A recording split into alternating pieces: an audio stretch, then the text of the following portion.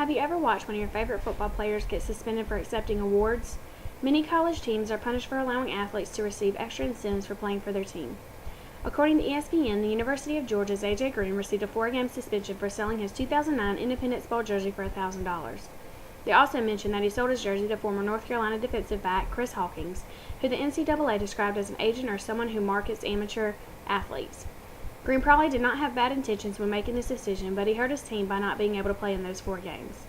Although some may argue that college athletes should receive payment for playing, I disagree and think it will cause student fees to rise, athletic departments to become more like a business, there will be ethical problems, and cause issues since college athletes already receive compensation. Generally speaking, if college athletes are paid to play, student fees will rise to an extreme level. Many students don't realize how much their student fees are used for the athletic program.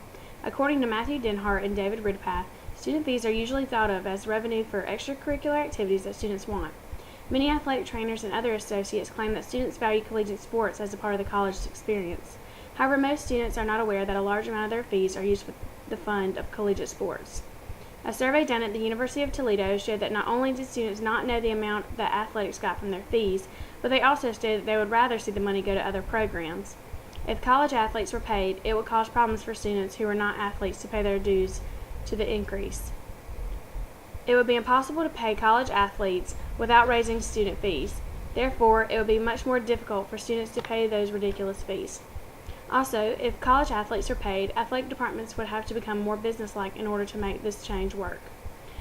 College sports would no longer be for the talent of the players or the success of the team, but would be all about the revenue to pay the players.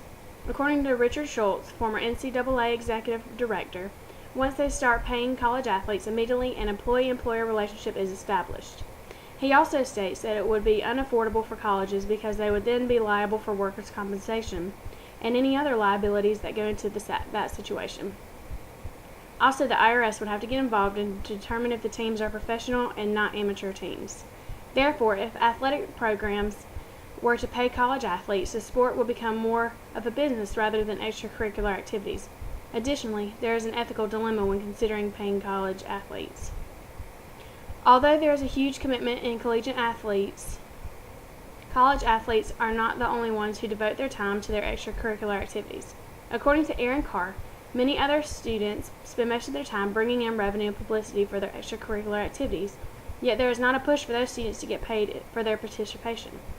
It would be unfair for athletes to get paid for their contribution to the school and not let the other students who do just as much get paid as well. Also, all athletic teams would have to get some compensation. Athletic departments would not be able to pick and choose which teams got paid. For example, it would be unfair to pay football players and not pay soccer players as well.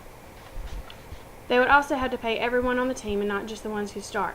So much would have to be considered if it was fair or not if college athletes were to be paid. Furthermore, college athletes already receive compensation for their involvement on the team. Student athletes receive some sort of scholarship when accepted to the school for athletics. According to Leslie Ryder, college athletes receive athletic scholarships to play in expensive facilities in front of thousands of fans, while also getting a free education, free meals, and free housing. Depending on the scholarship, some students get a free degree. Isn't that why the athletes go to college in the first place? College athletes are called student athletes for a reason. They are to be students first and athletes second. Although their talent might have gotten them to college, most college athletes will end up doing something else as a career. With the economy how it is, getting a free college education should be payment enough. In conclusion, paying college athletes would cause problems in so many ways. Not only would it completely ruin the tradition of the sports, it would cause controversy between athletes and coaches. Student athletes should play because of their love for the game and not for what they plan to get out of the program. Some college athletes' talent is rewarded by allowing them to play professionally. If athletes would push themselves to be the best they could be, then they should be able to get paid as a professional player. Paying college athletes would cause a rise in student fees, athletic departments to become more of a business, an ethical problem, and would cause controversy since athletes already receive payments. College sports would be ruined if student athletes were paid for playing.